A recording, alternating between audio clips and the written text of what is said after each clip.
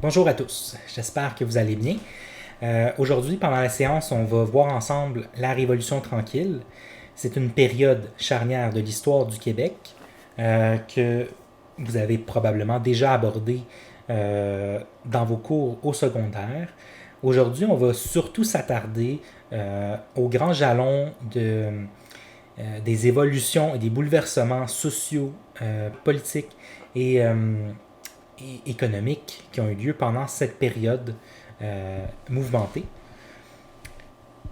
On va se garder de la place pour parler plus de l'évolution de la culture et du progrès en littérature qui s'est fait à cette époque la semaine prochaine. Donc on va parler beaucoup de Miron, comment Miron s'inscrit dans la Révolution tranquille, c'est quoi son rapport avec d'autres auteurs, avec l'art en général, avec l'évolution de la culture. Donc pour commencer, en fait, j'aimerais qu'on regarde un peu ensemble le mot révolution tranquille. Hein. Qu'est-ce que ça veut dire révolution tranquille? Parce que en réalité, c'est un oxymore, hein, révolution tranquille. Une révolution, concrètement, ce n'est jamais tranquille. Hein. C'est quoi une révolution? Hein, révolution, ça veut dire retournement. Euh, Révolution, par exemple, on va dire que la Terre, elle est en révolution autour du Soleil. Hein, elle tourne autour du Soleil. Ce que ça veut dire, c'est qu'on tourne complètement la société. On se retourne sur soi. Les grandes révolutions qui ont eu lieu au cours de l'histoire, ben, on a entre autres la Révolution française en 1889, c'est pas une révolution qui est tranquille, justement. Hein. On chasse la monarchie, les bourgeois prennent le pouvoir de force, décapitent une couple de gens, et donc toute la société se trouve changée. Donc la révolution tranquille, elle n'est pas réellement révolutionnaire. Hein. C'est pas une révolution en tant que telle, c'est une suite de réformes majeures, certes, mais des réformes quand même d'un système qui est déjà en place. Hein. On va utiliser beaucoup, en réalité, le mot révolution tranquille, il traduit surtout une valorisation de cette période de notre histoire, un peu à la manière de la grande noirceur, c'est un mot qu'on utilise de façon péjorative pour décrire la période de Duplessis.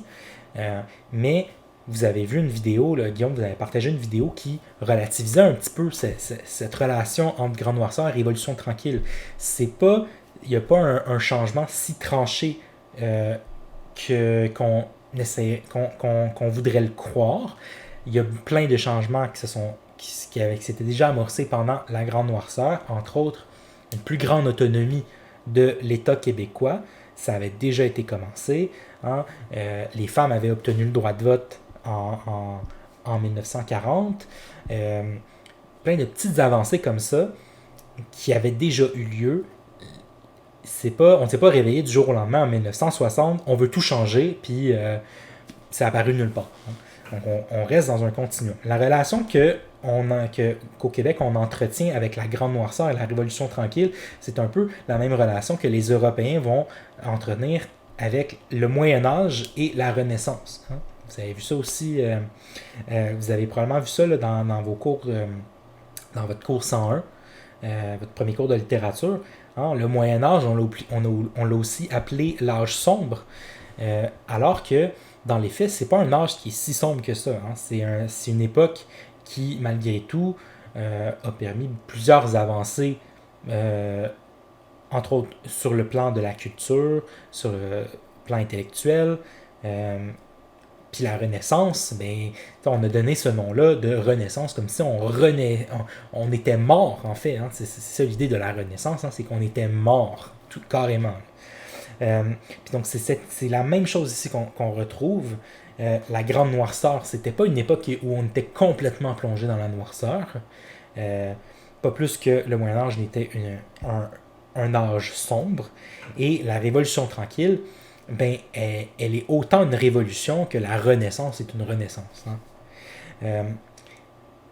Donc là, on va regarder un peu, donc, c'est quoi la nature de ces grandes réformes-là et comment ça s'inscrit aussi dans un continuum.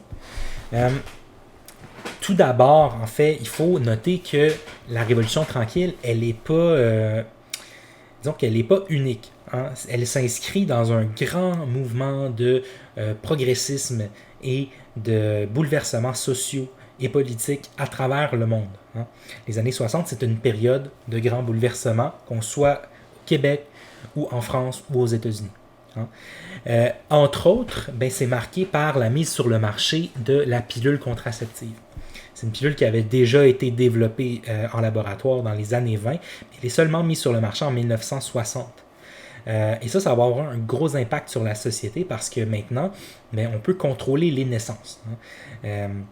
Avant ça, les femmes, entre autres, vont devoir faire 10 enfants puis s'en occuper toute leur vie. Ils n'ont pas le temps, entre autres, d'avoir des professions. Et donc, cette mise sur le marché de la pilule contraceptive, elle va avoir entre autres un impact sur l'émancipation des femmes et sur ce qu'on va appeler la libération sexuelle ou la révolution sexuelle. Encore là, révolution sexuelle, c'est un terme un peu inapproprié, ce n'est pas une révolution en tant que telle. Et même libération sexuelle, c'est oublier aussi les dérives de cette fameuse libération parce que c'est une époque où, dans le fond, ça arrive en opposition avec le conservatisme. Les femmes, dans les années 60, commencent à mettre le bikini, par exemple, pour aller à la plage, les jupes. Donc, on commence à découvrir le corps féminin. Hein. Et on va aussi voir apparaître, entre autres, la pornographie. Donc, il n'y a pas que des bons côtés à cette libération sexuelle parce que ça va mener aussi à beaucoup de sexualisation et d'objectivation du corps féminin. Jusqu'à toujours aujourd'hui, donc on vit toujours dans une espèce d'ambiguïté par rapport à la sexualité féminine. On va voir aussi la naissance des groupes hippies, hein, des mouvements de contestation populaire. La raison à ça, entre autres, c'est le baby boom. Hein. Le baby boom, c'est ce qui est arrivé après la Deuxième Guerre mondiale. Donc on faisait beaucoup de bébés pour repeupler la Terre. Mais là, ces enfants-là, ils se retrouvent extrêmement nombreux pendant les années 60 et ils ont des opinions et ils ont une voix. Et ils prennent position, et ils prennent la parole et ils s'expriment entre autres, contre la guerre du Vietnam, contre le racisme, contre le sexisme, contre l'homophobie, contre plein de choses en fait. Donc, on assiste à la naissance de ces mouvements-là. Et on voit aussi évidemment la lutte pour les droits civiques des Noirs. Hein. Avant les années 60, aux États-Unis, les Noirs sont soumis aux lois Jim Crow, à la ségrégation. Donc, vous savez un peu là, qu'est-ce que ça veut dire. Là. Donc, ils ne pouvaient pas étudier dans les mêmes écoles que les Blancs, ils ne pouvaient pas boire aux mêmes abreuvoirs, ils ne pouvaient pas être dans les mêmes toilettes, les mêmes autobus. Ils ne pouvaient pas se marier. Un blanc ne pouvait pas marier une noire et inversement. Ils n'avaient pas le droit de vote non plus. Donc le droit de vote des Noirs va être acquis pendant les années 60. Là ici sur la photo, vous pouvez voir entre autres Martin Luther King et Malcolm X qui sont les deux grandes figures marquantes du mouvement de lutte pour les droits des Noirs. Deux grands militants, tous deux assassinés. Et on pourrait croire que cette lutte-là pour les droits civiques, elle a eu lieu seulement aux États-Unis. C'est vrai que les Noirs ont eu le droit de vote au Canada bien avant les États-Unis. Par contre, au Canada, on a eu ce type de problème, on les a eus avec la cause des Autochtones. Hein. On va le voir plus tard là, dans la séance, mais les Autochtones au Québec vont acquérir le droit de vote seulement en 1969. Quasiment en même temps que les Noirs obtiennent le droit de vote aux États-Unis. Puis donc, le Québec, dans ces grands bouleversements sociaux qui assaillent le reste du monde, mais ils doivent se mettre à jour. Hein. Le Québec doit rattraper son retard. Puis ça va être propulsé par la mort en 1959 de Maurice Duplessis. Donc on assiste à la fin d'une époque qui est marquée par le conservatisme, par le contrôle de l'État par l'Église. Puis donc, ça aboutit en 1960 à l'élection du Parti libéral du Québec, de son chef Jean Lesage, que vous voyez au milieu, et de ce qu'on va appeler son équipe du tonnerre. Donc ici sur l'image, vous le voyez avec René Lévesque, que vous connaissez sans doute un petit peu mieux que les deux autres, qui est devenu par la suite un grand défenseur de l'indépendance du Québec, qui est devenu premier ministre et qui a mis sur pied le premier référendum pour l'indépendance du Québec.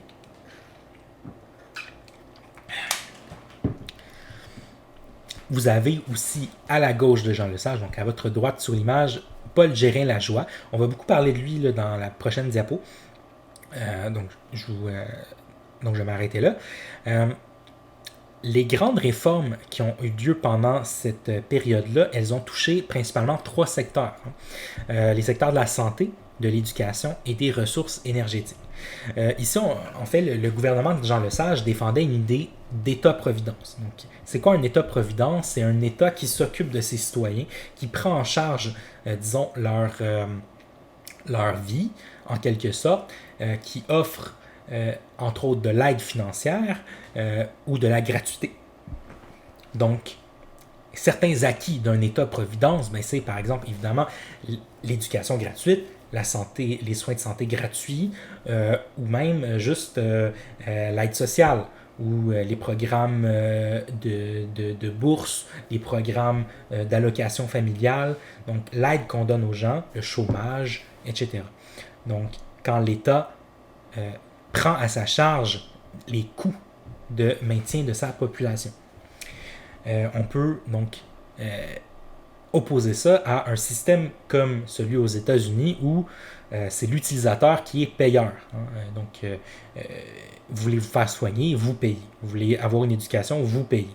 Puis donc, où ce que l'État a très peu, en fait, prend très peu de charges sur soi. Tout est privatisé. Ce qu'on veut faire avec un État-providence, c'est nationaliser les entreprises, nationaliser entre autres le secteur de la santé, de l'éducation. On veut avoir une fonction publique qui est forte.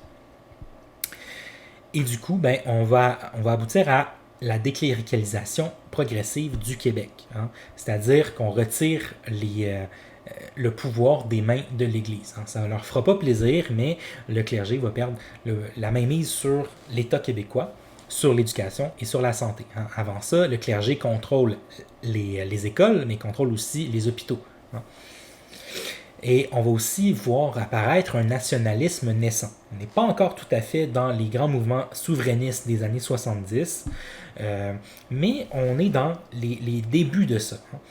En réalité, bon, les débuts, on peut les voir plutôt pendant la Grande Noirceur, avec l'autonomisation de la province de Québec, entamée par le gouvernement de Maurice Duplessis, qui voulait que le Québec devienne un petit peu plus autonome sur le reste du Canada.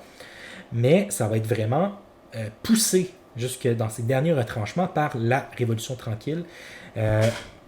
Et ça va aboutir au final aux années 70 et au mouvement souverainiste.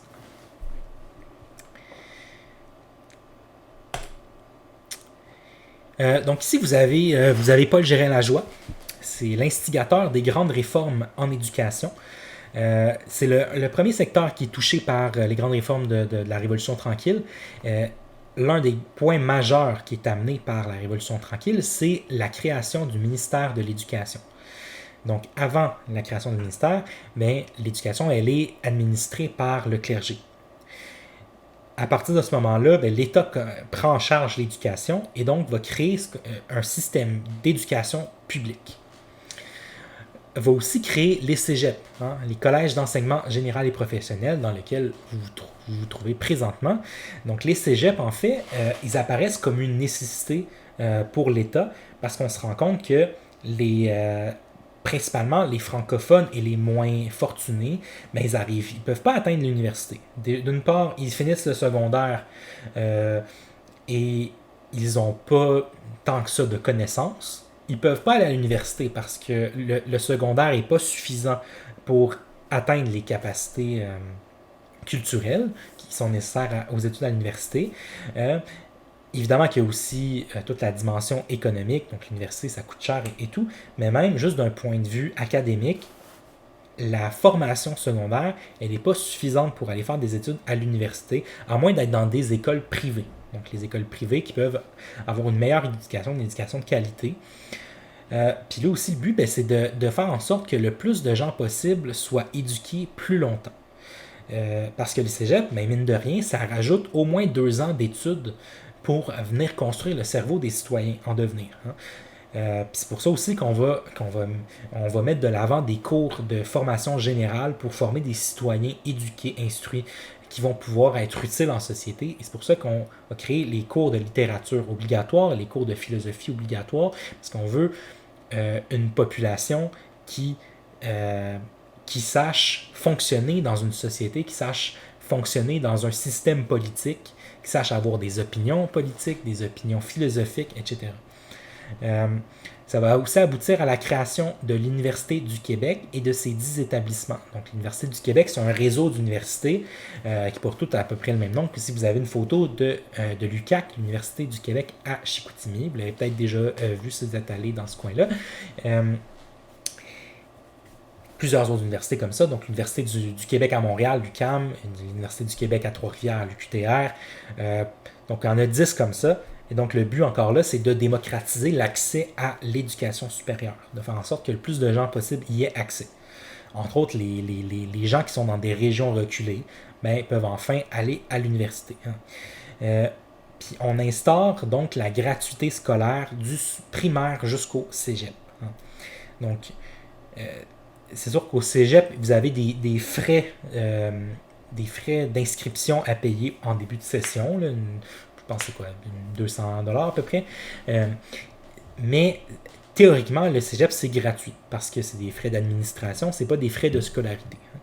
Donc, primaire, secondaire, cégep, c'est de l'éducation gratuite qu'on offre à tout le monde. Donc, l'accès à l'éducation supérieure, il se démocratise parce qu'on sent que le cégep, ben, c'est l'éducation supérieure et les francophones et les moins nantis commencent à s'instruire enfin. Et donc, du coup, l'éducation n'est plus entre les mains de l'Église, elle est entre les mains de l'État. L'autre secteur qui est massivement touché par ces grandes réformes, mais c'est la santé. On va mettre sur pied progressivement un système de santé publique. Donc, progressivement, parce que ça ne sera vraiment pas du jour au lendemain. Hein. La première étape importante, ben, c'est en 1961, le gouvernement de Jean Lesage fait souscrire le Québec à l'assurance hospitalisation du Canada. Donc ça, c'est une assurance qui existait déjà au Canada qui grosso modo, permet aux gens d'être hospitalisés gratuitement. Donc, les cliniques, ça reste toujours privé. Il faut toujours payer pour aller voir un médecin en consultation. Mais si vous avez un accident de la route, par exemple, ou que vous vous blessez gravement, vous avez une maladie comme le cancer, mais là, qui nécessite une hospitalisation, mais là, vos soins sont pris en charge par l'État, ils sont gratuits. Donc, le Québec souscrit à cette assurance-là. Ça permet d'avoir une société qui est plus en santé. Des citoyens en santé, c'est des citoyens qui sont aussi capables de s'instruire et de participer à la vie démocratique. Hein. Donc, c'est important pour le Québec. Ça aboutit aussi à la création de la Régie de l'assurance maladie du Québec. Donc là, on n'est plus sous Jean Lesage, par contre. En 1969, on va se rendre compte que les réformes qui sont entamées par le gouvernement de Jean Lesage, elles sont poursuivies dans les années suivantes. Hein. Donc, l'assurance maladie, ben, ça permet à tous les citoyens québécois d'avoir accès aux soins de santé gratuits seulement en présentant leur carte d'assurance maladie. C'est un phénomène qui est assez rare dans le monde. Donc, même dans les pays qui ont un système de santé public majoritairement gratuit, mettons comme la France, ils n'ont pas de carte comme nous. Ils doivent payer les frais et ils sont remboursés par la suite. Un peu comme si vous avez des assurances privées dentaires, par exemple, vous devez payer par des fois des frais, puis on vous rembourse par la suite. Voilà. Ça mène aussi à la création des centres locaux de services communautaires, les CLSC, en 1972. Donc, on n'est plus tout à fait dans la Révolution tranquille, mais c'est pour voir que cette mise sur pied du système de santé publique, mais elle est progressive. Hein. elle perdure dans le temps. Donc, en 72, on crée les CLSC. Ça permet, entre autres, de donner des soins de santé souvent basiques à des populations qui n'ont pas nécessairement accès. Entre autres, les vaccins, les prises de sang, tout ça. Ça va vraiment démocratiser l'accès à la santé. Donc, les soins de santé ne sont plus un luxe qui est réservé à une élite économique. Ils ne sont plus non plus administrés par le clergé comme l'éducation. Si vous avez mis une photo de Claude Castonguay, en fait, c'est lui qu'on va appeler le père de l'assurance maladie. C'est lui qui a mis sur pied ce programme d'assurance maladie. C'est à lui qu'on doit notre système de santé gratuit.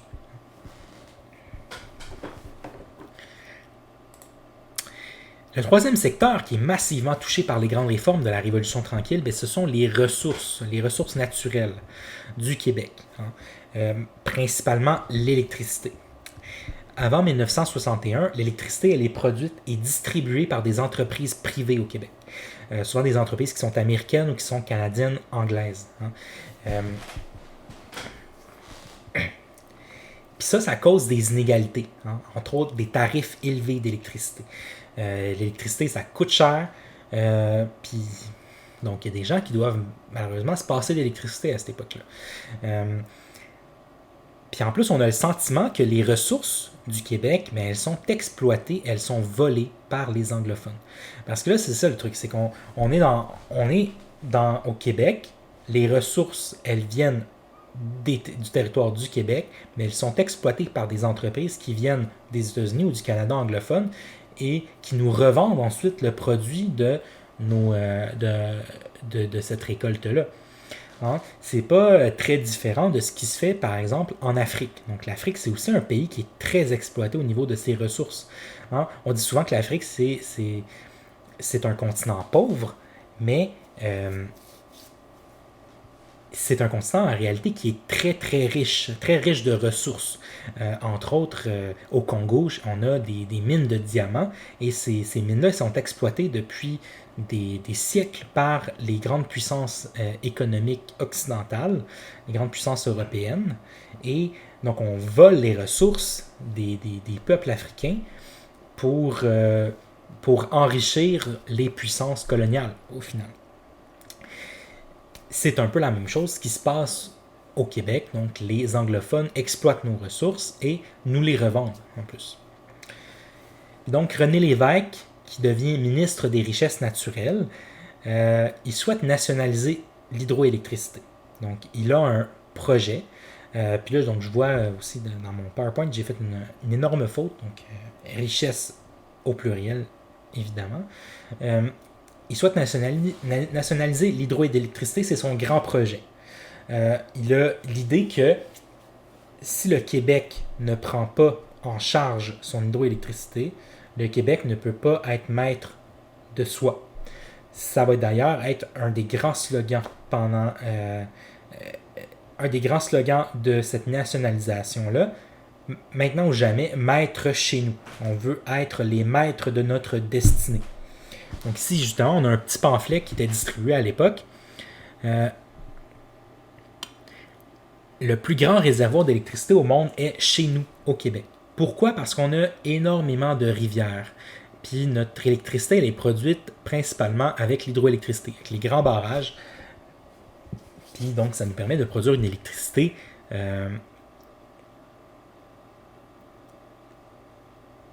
et donc, ça nous permet de produire de l'électricité pour tous. Puis on nous dit, c'est l'électricité qui éclaire nos foyers et nos fermes. C'est aussi l'électricité qui est la source d'énergie des usines créatrices d'emplois. Il nous faut être complètement propriétaire de cette source d'énergie pour la gérer au meilleur intérêt du Québec. Donc, on a l'impression que si on laisse les puissances, les compagnies privées utiliser nos ressources et les vendre, les exploiter et la distribuer, ben on n'est pas en contrôle de nos ressources, on n'est pas en contrôle de notre province. Seul le Parti libéral du Québec s'engage à nationaliser les 11 compagnies privées d'électricité dès la prochaine session pour nous donner la clé du royaume. La clé du royaume, donc c'est une expression qui est très forte. On veut, dans le fond, c'est comme si on ne pouvait pas être maître de notre destinée tant qu'on n'avait pas nos ressources en main. Puis c'est très vrai en fait parce que c'est l'exploitation des ressources énergétiques, mais c'est une grosse source de revenus pour l'État, mais ça permet aussi de démocratiser l'accès à l'électricité. Ça permet d'être en contrôle aussi de ce qui se fait au niveau de notre territoire. Quand c'est exploité par des entreprises privées, ben, elles peuvent décider de construire n'importe quoi, n'importe quel barrage, n'importe où. Donc là, on a un certain contrôle. Aussi, ça permet de donner accès équitablement à tout le monde à l'hydroélectricité. Hein. Par exemple, donc les compagnies privées peuvent penser que c'est pas rentable de donner de l'électricité à quelqu'un qui vit dans le Grand Nord. D'aller construire des poteaux électriques là-bas, ça leur sert à rien. Ça a une visée économique, mais commerciale. Mais des fois, il y a des gens qui vont subir des inégalités à ce niveau-là.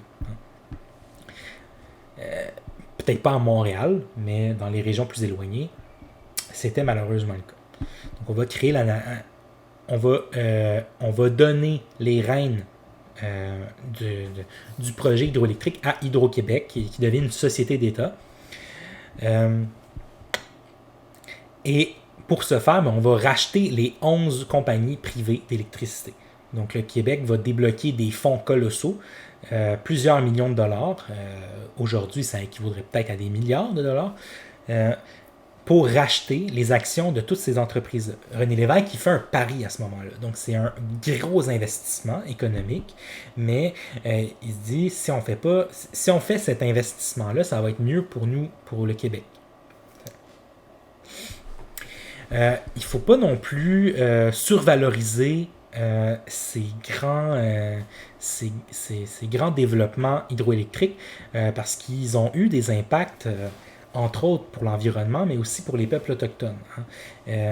Les barrages hydroélectriques qui sont construits majoritairement sur des terres ancestrales autochtones, dans les forêts, on défriche énormément d'arbres pour construire ces barrages-là. On a saccagé beaucoup de terres pour avoir accès à ces ressources-là. Donc ça ne s'est pas fait gratuitement. Il y a eu des coûts environnementaux et humains à construire ces grands barrages-là et à développer le réseau hydroélectrique du Québec. Donc, ça nous a permis de devenir plus indépendants au niveau des ressources.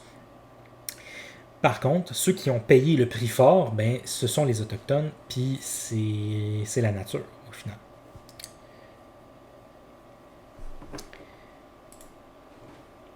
On a parlé un petit peu donc, de l'émancipation des femmes dans les années 60, le Québec ne fait pas exception. Donc, la deuxième vague du féminisme, elle gagne le Québec. Par deuxième vague, ce qu'on entend, c'est que on divise l'histoire du féminisme en 4 vagues. Présentement, on est dans la 4e. La première vague, elle correspond aux suffragettes, donc les femmes qui défendaient le droit de vote. Lorsque ce droit de vote a finalement été acquis, le mouvement féministe s'est un peu estompé.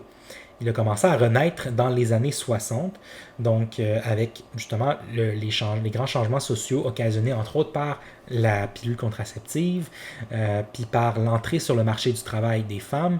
Donc les femmes commencent à demander d'autres choses, donc plus seulement le droit de vote. On veut aussi le droit de travailler comme les hommes, le droit d'être payé comme les hommes, donc l'équité salariale. On veut pouvoir aller à l'université, donc l'accès à l'éducation. Donc, on continue d'essayer d'aller chercher des droits. Donc, justement, en 1960, avec l'élection de Jean Lesage et la création du ministère de l'Éducation, les femmes, elles obtiennent le droit de faire des études universitaires. Avant ça, les femmes, elles n'avaient pas le droit de faire des études universitaires. Elles pouvaient faire des études jusqu'au secondaire, mais après ça, on s'attendait à ce que les femmes, elles, restent à la maison pour s'occuper des enfants, pour faire à manger et pour faire le ménage. Donc, tout ça change en 1960. On a accès aux études universitaires aux femmes.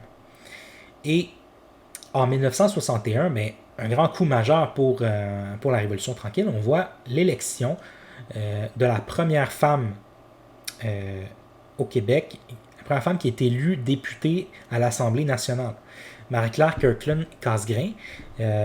Donc, elle devient non seulement la première députée du Québec, la première femme députée du Québec, mais elle devient aussi la première femme ministre au Québec. Donc en 1962, elle se fait nommer ministre sans portefeuille. En fait, un ministre sans portefeuille, c'est un ministre pas, euh, qui n'occupe pas une fonction officielle. Il n'est pas en charge d'un budget, il n'est pas en charge d'un ministère, mais il peut par contre avoir des projets de loi. Et donc, justement, elle va mettre sur pied un projet de loi, la loi sur la capacité juridique de la femme mariée, qui va être acceptée donc en 1964. Avant cette date-là, les femmes mariées, elles ont pratiquement aucun droit. Aucun droit juridique, en tout cas. Donc, les femmes mariées ne peuvent pas signer de contrat sans leur mari, elles ne peuvent pas ouvrir un compte en banque, signer un bail, elles ne peuvent pas faire de recours en justice, porter plainte contre quelqu'un, elles ne peuvent pas demander le divorce, elles ne peuvent même pas exercer une profession sans l'accord de leur mari. Donc 1964, c'est une année qui est charnière dans l'histoire du droit des femmes au Québec. Donc la ministre, donc Kirkland Casgrain, réussit à faire passer cette loi-là. En 1966, on voit aussi la création de la Fédération des femmes du Québec, un organisme qui existe toujours aujourd'hui et qui est voué à la défense des droits des femmes. Et en 1968, les femmes obtiennent enfin le droit de demander le divorce. Donc avant ça, seulement les hommes peuvent demander le divorce. Les femmes gagnent ce droit-là en 1968. Qu'est-ce qu'il y en est des femmes autochtones? Les femmes autochtones vont aussi vivre une certaine émancipation pendant la Révolution tranquille, mais ça va prendre beaucoup plus de temps que pour les autres femmes. Parce que les femmes autochtones, elles subissent une oppression qui est double. Elles subissent du sexisme, d'une part, elles subissent aussi du racisme.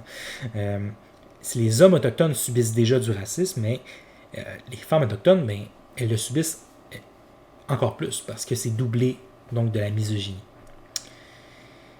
En effet, lorsqu'une femme autochtone à cette époque, donc pendant la Révolution tranquille, mais beaucoup, ça date d'avant, là, mais les femmes autochtones, lorsqu'elles se marient avec quelqu'un qui n'est pas autochtone, elles perdent leur statut d'indienne. Donc, le statut légal d'indienne. Donc, malheureusement, légalement, ce terme est encore utilisé parce qu'on a au Canada ce qu'on appelle la loi sur les Indiens. Puis, cette loi-là, elle accorde certains droits aux Autochtones, entre autres le droit de vivre sur une réserve, le droit de ne pas payer d'impôts et de taxes, etc. Et donc, les femmes qui marient des hommes qui ne sont pas autochtones, elles perdent ces droits-là. Elles n'ont pas non plus le droit de vote. En 1967, par contre, on assiste à la fondation de Equal Rights for Native Women. Donc, c'est un mouvement qui a été créé au Québec par Mary Tuax-Early, qui est une militante féministe autochtone qui est Mohawk et qui grandit donc dans la réserve de Ganesatagé. Elle-même, elle va perdre ses droits en mariant un homme blanc, un homme irlandais. Elle va perdre ses droits, entre autres le droit sur sa maison. Donc, elle a hérité de la maison ancestrale de sa grand-mère. Et là, vu que c'est sur une réserve autochtone, mais elle perd le droit à sa propriété, elle perd le droit d'y vivre. Et donc, elle va lutter pendant près de 20 ans pour qu'on restitue ces droits-là, non pas seulement à elle, mais à toutes les femmes autochtones qui ont subi la même chose. En 1969, les hommes autochtones obtiennent le droit de vote au Québec. Malheureusement, ce n'est pas le cas des femmes. Les femmes autochtones, ayant perdu leur statut légal en raison d'un mariage, finissent par le recouvrir en 1985. Donc, grâce aux actions de Mary Tuax-Early, donc on va revenir donc sur cette loi-là. Et en 1986, l'année suivante, les femmes autochtones vont gagner le droit de vote au Québec. Donc, pensez-y, là, c'est 46 ans après les femmes québécoises non autochtones. C'est c'est très longtemps après, c'est pendant les années 80, c'est seulement 6 ans avant ma naissance, donc c'est pas si lointain que ça.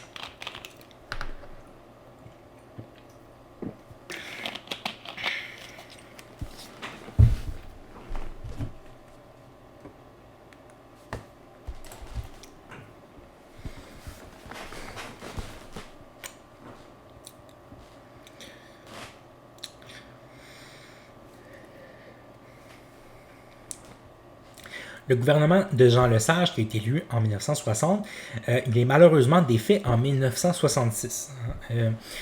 Par contre, on n'assiste pas à un ralentissement de cette révolution tranquille. Les réformes qui ont été entamées, elles perdurent. Malgré la reprise du pouvoir par l'Union nationale. On se rappelle que l'Union nationale, c'était le parti de Maurice Duplessis. Là, on a Daniel Johnson qui est élu premier ministre à la tête de l'Union nationale pendant 2 ans.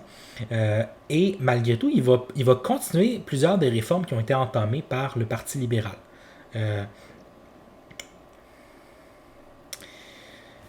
Et le Québec, pendant cette période, il se dote d'un appareil d'État qui lui permet de s'assurer une plus grande autonomie par rapport au reste du Canada.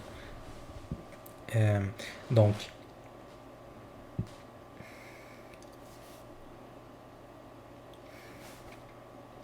entre autres, grâce à la doctrine Gérin-Lajoie, donc Gérin-Lajoie comme Paul Gérin-Lajoie, le ministre de l'Éducation, le Québec commence à prendre une place à l'international.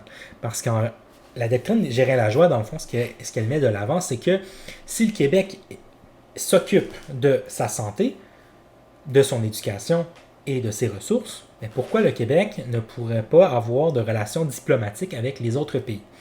Et donc, Paul Gérin-Lajoie va mettre ça de l'avant. Il veut que le Québec prenne une place à l'international, participe à des échanges commerciaux, entre autres. Il veut faire rayonner le Québec dans le monde.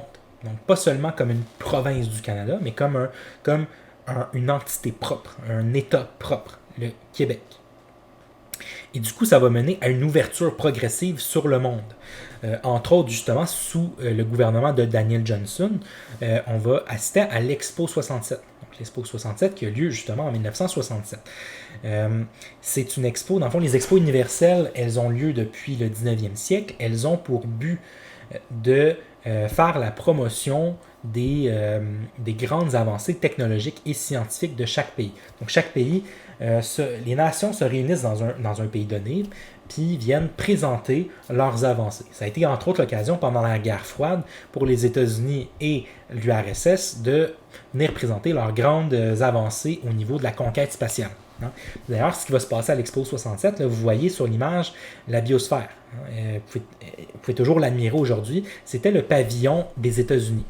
Si elle a la forme d'une sphère, c'est parce que les États-Unis à l'époque présentaient donc leur programme spatial. On se rappelle qu'en 1969, on s'en va sur la Lune. Donc, ils viennent présenter leur programme, présenter leur fusée. Donc, cette forme de sphère, elle rappelle un peu la Lune, elle rappelle aussi la Terre, une planète, donc un astre. Plus tard, on va aussi assister donc aux Jeux olympiques de 1976. On n'est plus dans la Révolution tranquille, mais on est quand même dans la perduration de ces réformes-là. On veut encore s'ouvrir sur le monde. Là, ici, vous avez une photo de la construction du stade olympique. La tour n'est pas encore construite, mais le stade en tant que tel est bien présent. Il ne s'appelle pas stade olympique pour rien. C'est un stade qui était là pour accueillir les Jeux olympiques. Pour l'occasion, on a construit la plus haute tour penchée du monde. Donc la tour du stade olympique, c'est la plus haute tour penchée du monde. La tour qui n'est pas droite. Pourquoi on a fait ça? Parce qu'on voulait impressionner les gens. On accueille les gens dans notre province et on veut leur montrer la force du peuple québécois. Donc c'est ces deux occasions-là, l'Expo 67 et les Jeux olympiques de 76, c'est 2 occasions en or pour le Québec de rayonner à l'international, de montrer de quoi il est capable. Pour l'occasion, justement, on va continuer de toutes les grandes réformes parce qu'on veut vraiment bien paraître. Entre autres, sous Daniel Johnson, justement, on va créer le métro de Montréal. Donc le métro il a été construit pour permettre aux visiteurs pendant l'Expo 67 de se déplacer. On s'attendait à un gros afflux de touristes, et donc pour faciliter les déplacements, parce que l'Expo 67 avait lieu sur l'île Notre-Dame, l'île Notre-Dame qui est entre la rive sud de Montréal et Montréal. Donc c'est une île, il fallait bien se déplacer sur cette île-là, donc on a construit un métro qui se rend d'une île à l'autre. Et qui fait le pont donc entre Longueuil, le parc Jean-Drapeau et Montréal. On a construit le métro, on a enlevé toute cette terre-là donc pour construire les tunnels. Et qu'est-ce qu'on a fait avec? On a créé une autre île. Et on a créé une île artificielle à partir de rien, sur laquelle en ce moment siège la Ronde.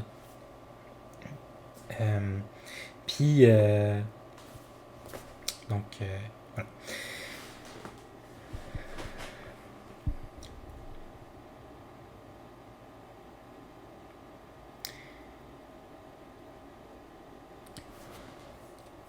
Donc, comme on le voit, la Révolution tranquille, c'est une période qui est vraiment marquante pour l'histoire du Québec. Beaucoup de bouleversements, beaucoup de changements, beaucoup d'évolutions et de progrès. C'est vraiment une époque qui est marquée par le progrès. Il ne faut pas l'oublier. Puis ça va avoir des gros impacts sur la culture. Ça, on va le voir plus lundi prochain. On va parler entre autres de la création du ministère des Affaires culturelles qui va promouvoir pour la première fois dans l'histoire du Québec la culture québécoise, entre autres la littérature québécoise. On va voir l'éclosion aussi d'une littérature très riche, très identitaire aussi, où on revendique le fait d'être québécois, le fait de parler une langue avec un accent particulier. On va le revendiquer. On va revendiquer le fait d'être différent des Français, d'être différent des autres francophones. On est un peuple à part. Donc ça, c'est des idées qui sont avancées par la Révolution tranquille, puis qu'on va voir donc la semaine prochaine. J'espère que vous avez apprécié cette séance. Si vous avez des questions, je vais rester disponible pendant la séance. Sinon, vous pouvez toujours m'écrire. Puis, j'aimerais ça donc, vous en ai parlé un petit peu, là, je vous ai laissé un message là, sur Teams, donc sur les passages que j'aimerais que vous lisiez là, pour de l'homme rapaillé. Donc, je vous ai dit de lire jusqu'à la page 79. Donc, pourquoi jusqu'à la page 79? Parce que vous allez voir vraiment la progression de la poésie de Miron sous le prisme de la Révolution tranquille. Je veux que vous portiez une attention particulière à, entre autres, au langage qui est utilisé. Je vais vous envoyer un document plus complet sur des consignes d'un atelier que j'aimerais que vous fassiez cette semaine. Donc, un atelier formatif. Vous n'êtes pas évalué, mais ça va vous permettre de faire un premier travail pour, lorsqu'on va se rencontrer lundi, vous ayez des choses à dire, qu'on puisse analyser comme il faut Miron ensemble. Donc, un travail préalable va vous être demandé. Ça, je vais vous envoyer un document avec plus de détails tout à l'heure. Donc, voilà, ceci met fin à cette séance asynchrone. Merci.